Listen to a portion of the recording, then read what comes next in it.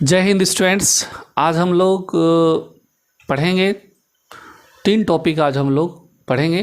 पहला टॉपिक है चुंबकीय क्षेत्र में धारावाही चालक पर बल, magnet force on current carrying conductor in magnetic field. इसके बाद है मेरा 2 पैरेलल करंट कैरिंग कंडक्टर होगा जिसके बीच क्या लगेगा, फोर्स लगेगा। और थर्ड है मेरा टॉपिक मैग्नेटिक फील्ड में किसी कॉइल पर जो फोर्स अप्लाई होता है, टॉर्क अप्लाई होता है, उसके बारे में स्टडी करेंगे। तो इसमें आज जो सबसे ये सब देखो, एक बात तो फिर से हम रिपीट करेंगे कि अगर कोई टीचर तुम्हें पहले ही बोल देगा कि ये इम्पोर्टेंट है, ये 3 में से ये इम्पोर्टेंट है, तो तुम लोग बस वही करोगे कि उसी पार्ट्स पे तुरंत जाओगे, उसी को देखोगे। लेकिन एक बात मान लो कि हम मेरे लिए लास्ट वाला पॉइंट इम्पोर्टेंट है, लास्ट वाला टॉपिक इम्पोर्टेंट है, लेकिन लास्ट वाला टॉपिक आएगा कैसे? जब तक तुम फर्स्ट टॉपिक नहीं पढ़ोगे, सेकंड टॉपिक नहीं पढ़ोगे, तो थर्ड टॉपिक तुम समझ ही नहीं सकोगे। तो हर टॉपिक एक दूसरे से क्या है, रिलेटेड है। जैसे कि अभी इसमें देखना, हम निकालेंगे फोर्स का वैल्यू इस कंडक्टर पे ILB साइन थीटा।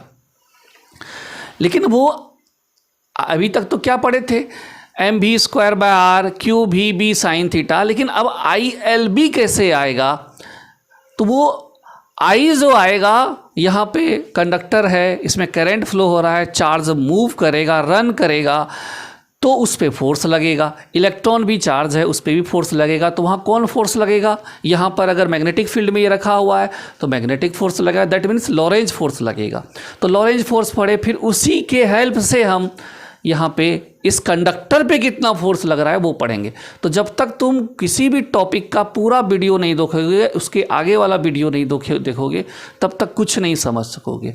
तो कोई भी अगर टॉपिक है, कोई भी अगर यूनिट है, तो उसका सिंसियरली टोटल पॉइंट को नोट करो, उसे ध्यान से पढ़ो और ध्यान से सुनो। तो अब हम बात करने जा रहे हैं, जो आज का मेरा पहला टॉपिक है, चुंबकीय क्षेत्र में धारावाही चालक पर बल, force on current carrying conductor in magnetic field. तो मान लो ये तुम्हारा कोई कंडक्टर है, ये थीटा एंगल के साथ यहाँ पर रखा हुआ है। इसका लंबाई तुम्हारा कितना है, कंडक्टर का L है। इसका एरिया कितना है, जिसको हम लोग एक्स एरिया बोलते हैं या क्रॉस सेक्शनल एरिया बोलते हैं। एक्स एरिया भी बोलते हैं या क्या बोलते हैं, क्रॉस सेक्शनल एरिया बोलते हैं, जिसको हिंदी में बोलते हैं अनुप्रस्थ क्षेत्र या अनुप्रस्थ काट क्षेत्र बोलते हैं।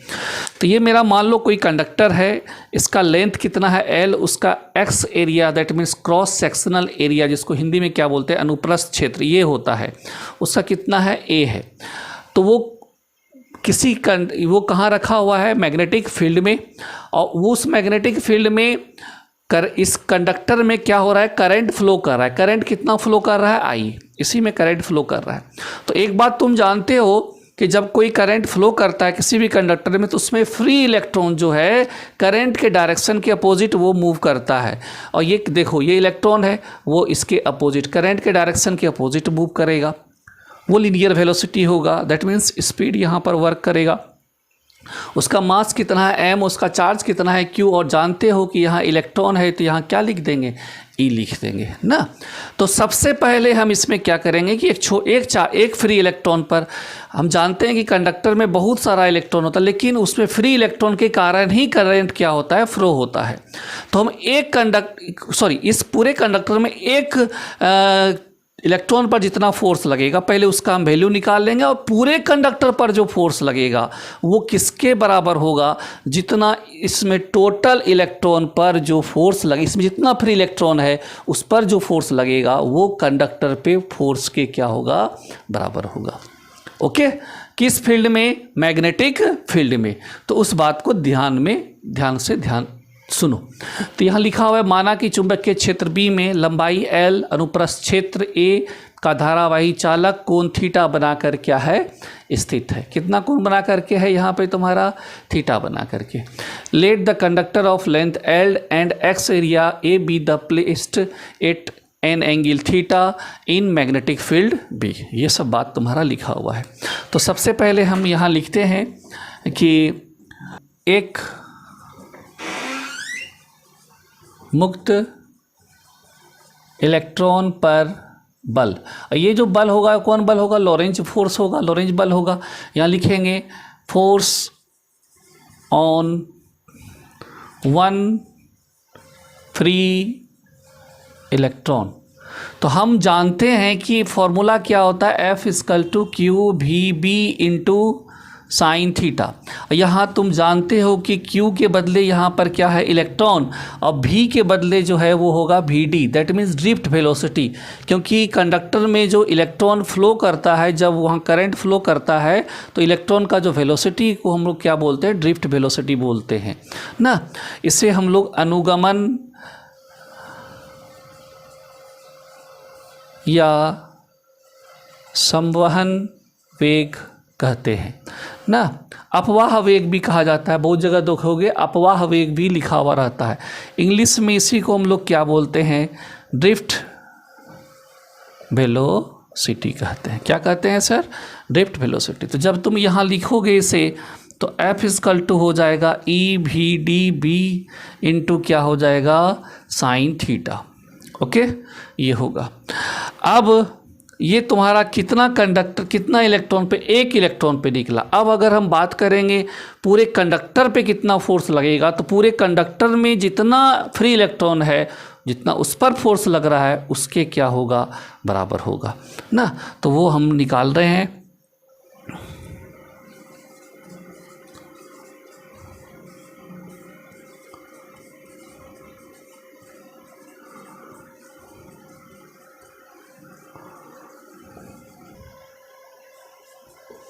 ना, तो टोटल फ्री इलेक्ट्रॉन को किससे मल्टीप्लाई कर देंगे, F डैश से। तो यहाँ टोटल फ्री इलेक्ट्रॉन कितना होगा, तो मान लो N, और वो N जो है किस में है, पूरे वॉल्यूम में है, तो वॉल्यूम को ले लेंगे।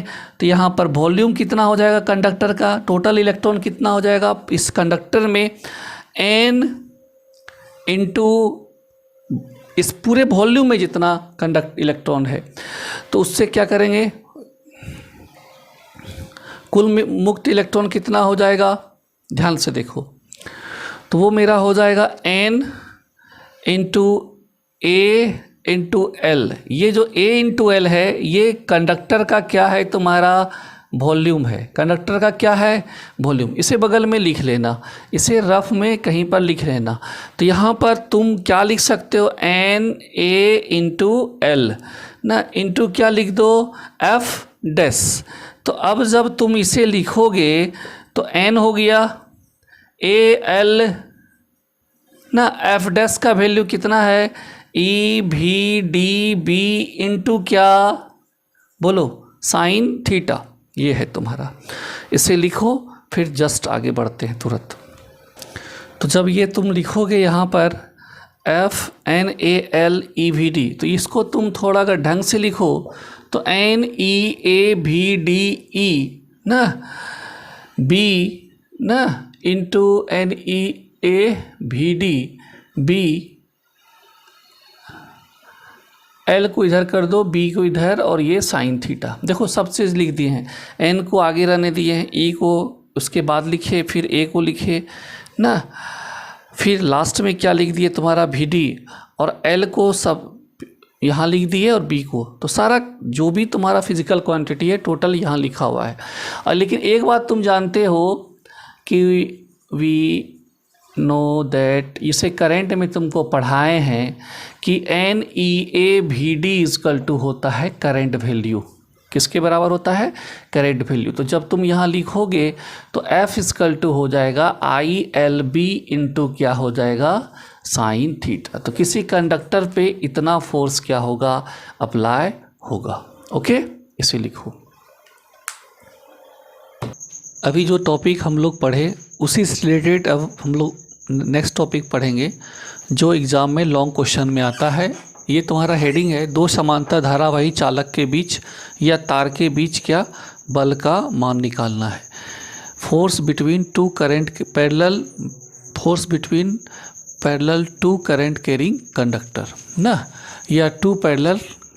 अब हम लोग पढ़ेंगे यहाँ पर दो समांतर धारावाही चालक के बीच बल का मान, या यहाँ लिखे हो हम इंग्लिश में लिखे हैं force between to parallel current carrying conductor. दो पैरेलल कंडक्टर होगा या वायर होगा जिसके बीच करंट फ्लो हो रहा है, उसके बीच हमको दोनों पर कितना बल लग रहा है वो हमें यहाँ पे निकालना है। एक्चुअली देखो, जब दो वायर में करंट एक डायरेक्शन में फ्लो करता है तो दोनों के बीच क्या होगा, अट्रैक्शन होगा।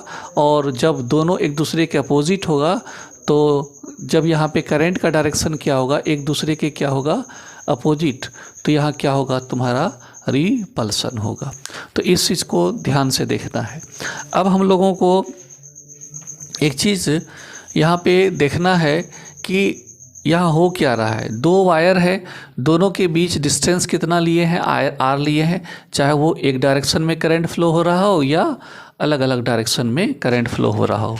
यहाँ पर दोनों के बीच, दोनों में जो करंट फ्लो हो रहा है वो कितना हो रहा है, I1, एक में हो रहा है I1 और दूसरे में कितना हो रहा है, I2 हो रहा है। यहाँ पर अब देखो, यहाँ पे तुम्हें लग रहा है कि दोनों पे फोर्स बराबर, दोनों पे एक्चुअली फोर्स भी क्या लगेगा, बराबर ही लगेगा, लेकिन पर यूनिट लेंथ पर लगेगा, पर यूनिट लेंथ पर। अब कैसे लगेगा उसको हम लोग देखते हैं। वही सब बात यहाँ पे लिखे हैं। माना कि दो समांतर चालक PQ और RS एक दूसरे से कितना दूरी पर है, R दूरी पर है। R दूरी पर कहाँ है, वायु या निर्वात में स्थित है। उसी चीज़ को लिखें, PQ और RS में प्रवाहित धाराएं क्रमशः क्या है, I1 एंड I2 है। इंग्लिश में लिखें, let two parallel current carry conductor या wires PQ and RS are separated by distance at, distance कितना, are separated by distance r placed या सेपरेटेड भी लिख सकते हो, आर प्लेस्ड एट डिस्टेंस कितना, r from each other in vacuum या air. उसके बाद लिखे I1 and I2 are the current flowing या electric current flowing in conductor PQ and RS respectively. मतलब PQ और RS में करंट कितना क्रमशः फ्लो हो रहा है, I1 और I2। अब देखो, तार या चालक में, इस कंडक्टर में हम लोग अभी जस्ट पढ़े हैं कि कोई करंट, अगर कोई कंडक्टर मैग्नेटिक फील्ड में है तो उसमें जो करंट फ्लो होगा उस पर कितना, अगर करंट फ्लो हो रहा है, एक चीज़ हम लोग पढ़े थे, बायो सेवर्ट लॉ में पढ़े थे, बायो सेवर्ट लॉ के फर्स्ट एप्लीकेशन में पढ़े थे, जो फर्स्ट वीडियो नहीं, हाँ फर्स्ट वीडियो या सेकंड वीडियो में देखना, इसी इलेक्ट्रोमैग्नेटिज्म में, कि एक बहुत लंबा वायर था जिसमें कि करंट फ्लो होने के कारण जो मैग्नेटिक फील्ड प्रोड्यूस होता था। मान लो ये तुम्हारा PQ एक वायर है, चाहे ये PQ ले लो या ये PQ ले लो, इसमें जो करंट फ्लो कितना हो रहा है तुम्हारा I1, इसमें कितना फ्लो हो रहा है I1, इसमें RS में कितना हो रहा है I2। ये दोनों PQ को गौर से देखो, ये दोनों PQ में करंट जो फ्लो हो रहा है I1, ये कितना मैग्नेटिक फील्ड R डिस्टेंस पर फ्लो करेगा, मतलब यहाँ से कितना डिस्टेंस पर, R पर, मतलब किस वायर पर, RS पर कितना मैग्नेटिक फील्ड प्रोड्यूस करेगा। तो हम लोग एक मैग्नेटिक फील्ड का फॉर्मूला पढ़े थे, अगर किसी कंडक्टर में I करंट फ्लो होता है R डिस्टेंस पर, तो उसके लिए हम पढ़े थे μ0/2π I बाय कितना पढ़े थे, 2π I बाय कितना पढ़े थे, R। तो यहाँ करंट कितना फ्लो हो रहा है I1, तो यहाँ I1 डिस्टेंस कितना है तुम्हारा यहाँ से यहाँ तक R, तो यहाँ पर हम क्या कर दिए, B1 कर दिए, क्या कर दिए, B1 कर दिए। अब यहाँ लिखे हैं, चालक RS में धारा I2 प्रवाहित होने के कारण चालक RS के L मीटर लंबाई पर बल। अब देखो, ये वायर इस पर क्या प्रोड्यूस किया, मैग्नेटिक फील्ड, ये अपने चारों तरफ क्या प्रोड्यूस किया, मैग्नेटिक फील्ड, ये वायर अपने चारों तरफ मैग्नेटिक फील्ड प्रोड्यूस किया, और इसमें ये है, ये भी वायर अपने चारों तरफ मैग्नेटिक फील्ड प्रोड्यूस किया, और इस फील्ड में कौन है, RS एक वायर है, तो उस पर एक फोर्स प्रोड्यूस होगा, जो मैग्नेटिक फोर्स होगा, जो अभी जस्ट हम लोग पढ़े हैं, जिसका फॉर्मूला था ILB sine theta. Sine theta is angle between L and B। तो अब यहाँ ध्यान से थोड़ा सा देखना, ये तुम्हारा मान लो PQ, इसी सिचुएशन में देखते हैं, सेम इसी सिचुएशन में यहाँ पर भी होगा, ये तुम्हारा PQ है, ये तुम्हारा क्या है, RS है।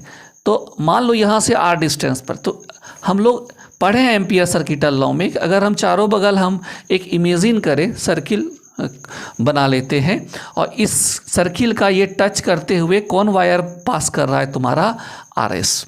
कौन वायर पास कर रहा है, RS। तो इस वायर का मान लो ये चारों बगल एक सर्किल बना ना, ये चारों बगल एक क्या बना, सर्किल बना। जहाँ सर्किल है वहाँ पर आर एस जा रहा है, तो इसका लेंथ हो जाएगा। और ये जो सर्किल है इस तरह से टच करते हुए जाएगा, इस तरह से टच करते हुए जाएगा। तो यहाँ पर तुम्हारा इसका जो लेंथ है, ये लेंथ, तो ये तुम्हारा लेंथ कितना हो जाएगा, एल हो जाएगा। कितना हो जाएगा, एल। मान लो एल लेंथ अगर लेते हो, एल। और मैग्नेटिक फील्ड जो है इस सर्किल का सरकमफ्रेंस से जो टेंजेंट लाइन पास करेगा, इस सर्किल का यहाँ जो लेंथ है, यहाँ जो लेंथ है, लेंथ और बी, अब बी कहाँ पर है, ये जो सर्किल है इस सर्किल से जो टेंजेंट लाइन पास करेगा वो तुम्हारा मैग्नेटिक फील्ड के डायरेक्शन को दर्शाएगा। थोड़ा सा इमेजिन करो, थोड़ा सा दिमाग पे प्रेशर दो। तो यहाँ पर जो तुम्हारा मैग्नेटिक फील्ड होगा इस एल से कितना डिग्री बना करके रहेगा, 90 डिग्री। तो मान लो तुम्हारा ये दो वायर है, ये इस सर्किल टाइप से है, यहाँ पे चारों बगल सर्किल टाइप से हुआ। तो यहाँ पर एक तुम जैसे यहाँ पे टेंजेंट लाइन इस चारों बगल सरकमफ्रेंस अगर बनाते हो तो सरकमफ्रेंस इस लाइन इस वायर को टच करते हुए गुजरेगा। जब इस वायर को टच करते हुए गुजरेगा तो उस सरकमफ्रेंस का उस परिधि पर जो टेंजेंट लाइन या स्पर्श रेखा खींचोगे वो तुम्हारा मैग्नेटिक फील्ड, चुंबकीय क्षेत्र के दिशा को दर्शाएगा। तो यहाँ पर इस तरह से भागेगा मैग्नेटिक फील्ड ना, और ये तुम्हारा एल है, लेंथ है वायर का, इस वायर का, आर एस का। तो दोनों के बीच कितना डिग्री बन रहा है सर, 90। तो मैग्नेटिक फील्ड का डायरेक्शन किधर होगा, मैग्नेटिक फील्ड का डायरेक्शन यहाँ पर इधर होगा ना, और लेंथ तुम्हारा वायर का ये है, ये तुम्हारा मैग्नेटिक फील्ड का डायरेक्शन को बता रहा है। तो कितना डिग्री होगा, 90 डिग्री। तो अभी जस्ट तुम फॉर्मूला पढ़े हो इसी वीडियो में कि F इक्वल टू कितना फॉर्मूला होता है, आई एल बी इंटू क्या होता है तुम्हारा, क्या होता है, साइन थीटा। तो यहाँ पर लिखे चालक आर एस में धारा I2 प्रवाहित होने के कारण चालक आर एस के एल लंबाई पर बल ना, या इसका इंग्लिश में लिखे हैं force on length of conductor R S due to electric current I2 flowing in conductor, क्या सर, आर एस। तो इस आर एस में कितना करंट फ्लो हो रहा है, I2, और उसके एल लेंथ पर, तो I2 फ्लो हो रहा है और उसके एल लेंथ पर, एल तो तुम लिया ही, और मान लो उस पर कितना फोर्स लगा रहा है, ये वाला वायर उस पर कितना फोर्स लगा रहा है, F1। तो यहाँ पर मैग्नेटिक फील्ड ये वाला कितना लगाया तुम्हारा, B1। तो यहाँ क्या लिख दिए, B1। तो यहाँ थीटा इक्वल टू कितना डिग्री है तुम्हारा, थीटा इक्वल टू 90 डिग्री। तो F1 इक्वल टू तुम लिखोगे I2 L B1 इंटू कितना, साइन 90। तो F1 इक्वल टू हो जाएगा I2 L कितना हो जाएगा, B1। और यहाँ पर अब तुम B1 का वैल्यू को अगर तुम पुट करते हो, चलो इस जगह लिखते हैं, अगर तुम यहाँ पे B1 के वैल्यू को पुट करते, यहाँ B1 लिखा हुआ है, तो तुम्हारा हो जाएगा I2 L B1 का वैल्यू है mu not by 2 pi I1 by कितना होगा R। तो F1 is mu not by 2 pi I1 I2 by R into L ना। अब यहाँ पर हम लिखने जा रहे हैं चालक, अब यहाँ पे हम लिखेंगे अतः आर एस के प्रति मीटर प्रति लंबाई प्रति एकांक लंबाई ना एल पर बल, इंग्लिश में क्या लिखेंगे, hence force on per unit length L of क्या सर, आर एस। या ये चालक लिख दो, यहाँ पे क्या लिख दो, चालक, इंग्लिश में क्या लिख दो, कंडक्टर। तो तुम्हारा हो जाएगा F equal to F1 by L. तुमको बोले थे F क्या है, बाद में मालूम चलेगा, F1 बाय एल। F1 का तुम यहाँ पे वैल्यू को पुट कर दो, तो तुम्हारा हो जाएगा mu not by 2 pi I1 I2 by R into L by कितना हो जाएगा, L। तो F इक्वल टू हो गया mu not by 2 pi I1 I2 bye कितना हो जाएगा आर, एल एल क्या हो जाएगा तुम्हारा कैंसिल। तो ये निकला कि ये कंडक्टर इस पर इतना फोर्स लगाता है, सेम टू सेम ये कंडक्टर भी इस पर उतना ही फोर्स लगाएगा, जबकि दोनों में करंट क्या हो रहा है, अलग अलग फ्लो हो रहा है। अलग अलग फ्लो हो या सेम फ्लो हो, दोनों वायर एक दूसरे पर सेम फोर्स लगाएगा ना। हाँ, कब डायरेक्शन चेंज होगा, जब दोनों का डायरेक्शन क्या होगा, एक तरफ होगा तो इस तरह से दोनों एक दूसरे को अट्रैक्ट करेगा, और अपोजिट होगा तो क्या होगा, रिपेल करेगा। इसे ढंग से लिखो। अब हम बताएंगे, अभी जो हम काम किए हैं RS पर बल लगा रहा है, कौन लगा रहा है, PQ में करंट I1 फ्लो होने के कारण। अब बताएंगे RS के कारण किस पर, PQ पर। तो सेम टू सेम रिजल्ट आएगा, लेकिन एग्ज़ाम में इतना ज़्यादा लिखना नहीं है। इसके बाद तुम सिमिलरली कर देना, सिमिलरली सिर्फ कर देना ना, कि RS के प्रति PQ के प्रति मीटर लंबाई, प्रति एकांक लंबाई L पर बल। तो सेम टू सेम ये भी तुम लिख सकते हो, लेकिन चलो थोड़ा सा बता देते हैं, और बाद में सिमिलरली कैसे करना है वो जस्ट बता देंगे। इसको उतार लो। अब देखो, चालक PQ नहीं, अब क्या लिखेंगे, RS में धारा कितना फ्लो होने के कारण I2 ना। तो यहाँ पर अगर हम लिखें तो PQ पर बल, क्या लिखेंगे, PQ, सेम सिचुएशन हुई, एंगल भी वही रहेगा। तब यहाँ क्या लिखेंगे, magnetic field intensity on conductor किस पर, PQ, ड्यू टू क्या सर, करंट फ्लोइंग RS ना। यहाँ पे करंट कितना फ्लो होगा, I2। तो यहाँ पर मैग्नेटिक फील्ड तुम्हारा हो जाएगा B2, और ये क्या हो जाएगा I2, डिस्टेंस तो वही है। अब यहाँ किस में करंट फ्लो होने के कारण, RS में, PQ में कितना हो रहा है, I1, और PQ के ही L लेंथ पर बल। तो वही सब बात लिख रहे हैं, सेम टू सेम उसी को अप्लाई कर रहे हैं। अब यहाँ पर किस पर, PQ पर ना। तो यहाँ पे लिख दिए कितना, I1, ये क्या हो जाएगा मेरा PQ। अब यहाँ पर फोर्स क्या हो जाएगा, F2, यहाँ क्या हो जाएगा I1, और ये क्या हो जाएगा B2 ना। थीटा उतने हो जाएगा, यहाँ F2, यहाँ हो जाएगा I1, ये क्या हो जाएगा B2, ये हो जाएगा F2 I1, ये क्या हो जाएगा B2। B2 का भी वैल्यू वही है, B2 का वैल्यू वो नहीं है, लेकिन फोर्स का जो वैल्यू है यहाँ पर वही आएगा ना। फोर्स का वैल्यू वही आएगा, जो F1 का आया था वही F2 का आएगा। बस अंतर क्या होगा, देखो ये थोड़ा सा। तो F2 equal to I1 L B2। तो F यहाँ क्या लिखेंगे, F2 ना, यहाँ I1 की जगह क्या है, I1, यहाँ I2 था, यहाँ I2 था पहले, अब यहाँ क्या लिखेंगे I1, और यहाँ पर किसका वैल्यू पुट किए थे तुम, किसका वैल्यू पुट किया था, B1 का, तो I1 था। अब किसका पुट करेंगे, B2 का। तो यहाँ पर क्या हो जाएगा तुम्हारा I2। जब इसको ढंग से लिखोगे तो यही हो जाएगा mu not by 2 pi I1 I2 L bye क्या हो जाएगा R। उसी तरह से यहाँ अब लिखेंगे, अतः चालक किसका सर, PQ के प्रति मीटर L लंबाई पर बल। उसी तरह से यहाँ कर देंगे PQ कंडक्टर के पर यूनिट लेंथ पर क्या, फोर्स। तो यहाँ पर F इक्वल टू हो जाएगा F2 by L, L cancel हो जाएगा, फॉर्मूला वही आ जाएगा। तो तुम्हारा बहुत ही ज़्यादा टाइम ले लेगा एग्ज़ाम में। तो तुम क्या करना, डायरेक्ट जो इसके पहले लिखे थे वो टोटल लिख देना है, और यहाँ से यहाँ तक तुम छोड़ देना। यहाँ से यहाँ तक एग्ज़ाम में पूरा लिख लो, नॉलेज के लिए तुमको लिखना ज़रूरी है। यहाँ से पूरा यहाँ तक छोड़ देना, और डायरेक्ट पूरा यहाँ तक छोड़ देना, यहाँ डायरेक्ट तुम लिख देना सिमिलरली। अभी बता देते हैं, पहले इसको लिख लो। तो एग्ज़ाम में क्या करना है, ये वाला टर्म को लिखना नहीं है, तुमको बता देते हैं क्या लिखना है। चलो इसको पहले उतार लो।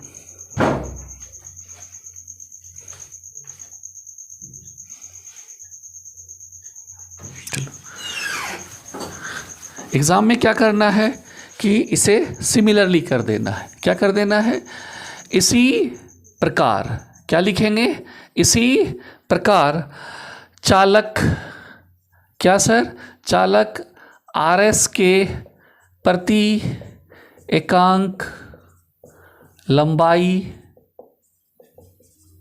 ना L पर क्या सर, बल।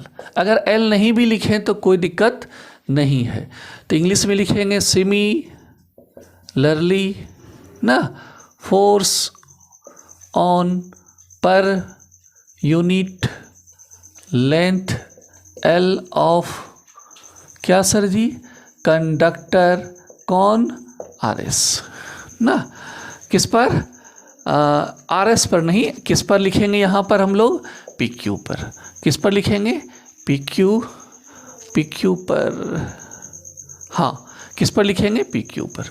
तो तुमको ये वाला टर्म लिखना नहीं है ना, ये वाला टर्म एग्जाम में नहीं लिखना, लेकिन नॉलेज के लिए तुम्हें ये पूरा लिखना है। तो यहाँ पे डायरेक्ट हम कर देंगे F2 बाय क्या लिख देंगे, L, और F2 by L equal to mu not by कितना, 2 pi I1 I2 by R into L by L। F is mu not by 2 pi I1 into I2 by R ना। तो ये topic आज तुम्हारा फिनिश हुआ। इसके बाद हम लोग नेक्स्ट टॉपिक देखेंगे। ठीक है, जल्दी इसको लिखो।